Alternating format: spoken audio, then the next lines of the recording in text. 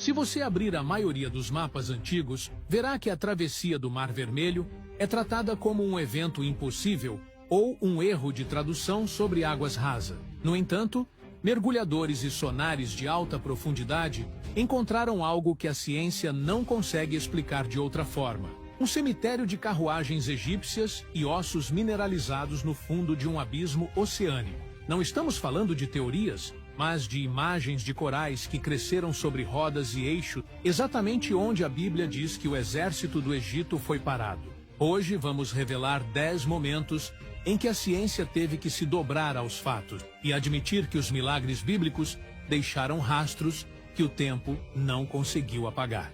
A Bíblia descreve em Gênesis uma estrutura colossal para a Arca de Noé, uma caixa retangular projetada para sobreviver ao fim do mundo. E a pergunta que todos fazem não é como foi construída, mas onde ela foi parar. O texto bíblico é específico. A arca repousou nas montanhas de Ararat por séculos. Exploradores subiram o pico coberto de gelo sem sucesso, mas em 1959, um piloto turco notou algo estranho em uma fotografia aérea de uma região a 30 quilômetros do cume, num local chamado Durupinar. Havia uma formação geológica que não parecia natural. Ela tinha o formato exato de um navio, com a proa pontuda e a popa arredondada. Quando mediram a formação, o choque foi imediato. O comprimento era de exatos 157 metros. Se você converter os 300 côvados egípcios da época de Moisés, o resultado é exatamente 157 metros. A coincidência matemática é impossível. Céticos disseram que era apenas uma formação rochosa curiosa, mas nas décadas seguintes, o pesquisador Ron Wyatt e outros usaram radares de penetração no solo,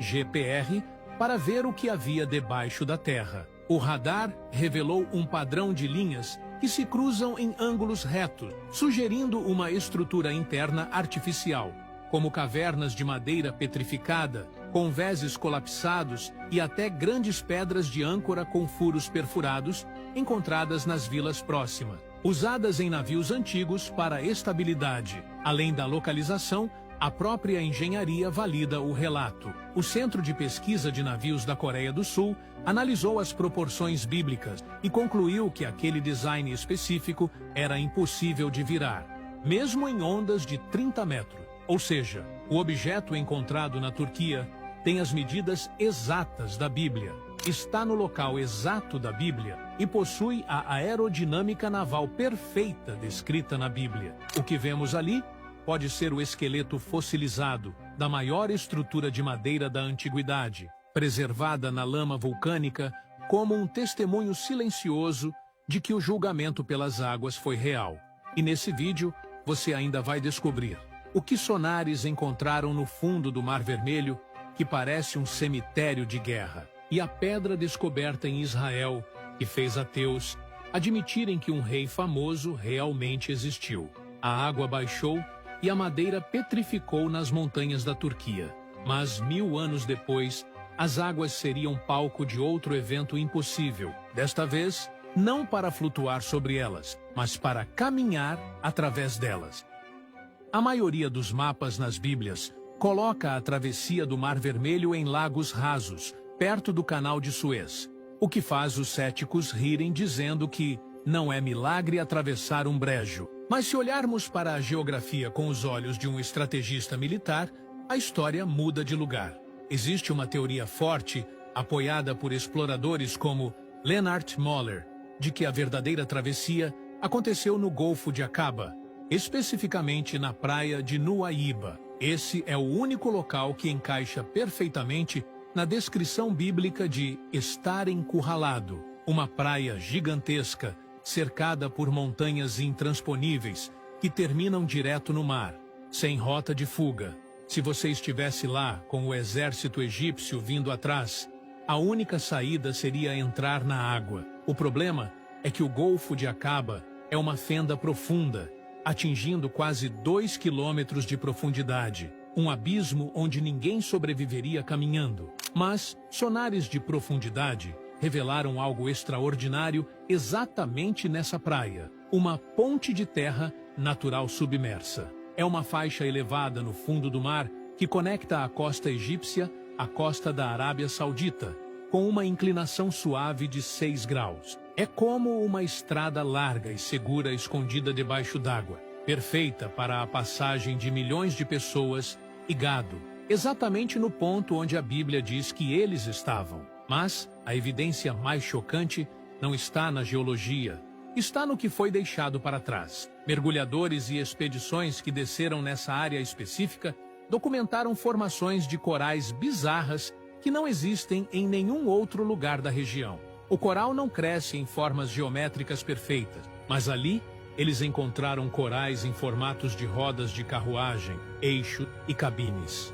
A teoria é fascinante. A madeira e o ferro se desintegraram com os milênios, mas o coral cresceu sobre eles, preservando o formato exato das rodas de 4 e 6 raios usadas na 18ª dinastia egípcia. Além disso, foram encontrados ossos mineralizados de cavalos e humanos misturados aos destroços. Portanto, não estamos falando de um fenômeno de vento em um lago raso. Estamos falando de um cemitério arqueológico de um exército de elite no fundo de um mar profundo, preservado como um molde de coral.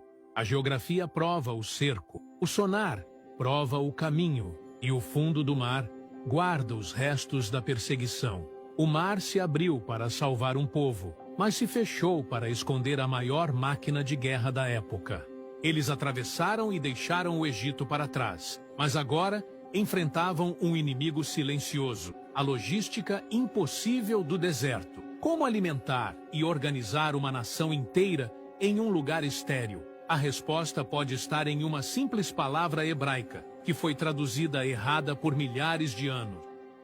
Tradicionalmente, lemos que saíram do Egito 600 mil homens, sem contar mulheres e crianças. Isso daria uma população total de mais de 2 milhões de pessoas, algo equivalente a evacuar toda a cidade de Belo Horizonte para o meio do nada. Se essa multidão marchasse com seus rebanhos, a coluna teria centenas de quilômetros. O primeiro israelita chegaria ao Monte Sinai, antes que o último tivesse saído do Egito. Esse gigantismo sempre foi o principal argumento dos céticos para dizer que o êxodo nunca aconteceu, pois uma multidão desse tamanho deixaria montanhas de lixo, cerâmica quebrada e osso, e o deserto do Sinai é arqueologicamente silencioso. Mas a chave para resolver isso não está em escavar mais areia, mas em ler o texto hebraico original com a lente da época.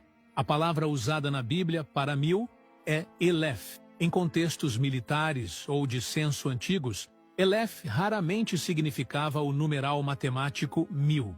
O termo era usado para descrever uma unidade familiar, um clã ou um pelotão liderado por um chefe. Quando a Bíblia diz 600 Elefs, ela muito provavelmente está listando 600 famílias ou unidades militares, e não 600 mil soldados individuais. Isso reduz a escala do evento para algo entre 20 e 40 mil pessoas. Isso muda tudo. Um grupo desse tamanho é grande o suficiente para ser uma ameaça aos pequenos reis de Canaã, como o texto descreve, mas móvel o suficiente para viajar rápido e não deixar para trás as toneladas de detritos que os arqueólogos modernos procuram em vão.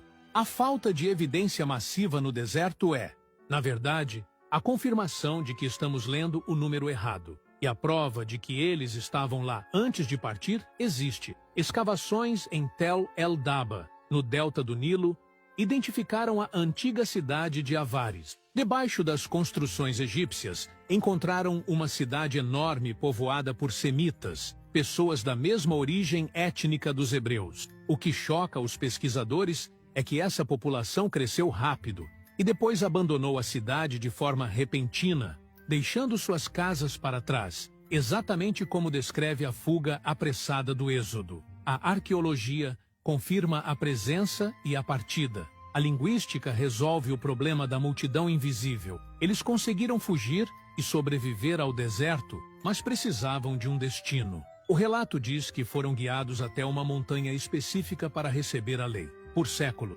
ninguém soube onde ela ficava, até que pilotos e exploradores notaram um pico na Arábia Saudita, que parece ter sido queimado por um fogo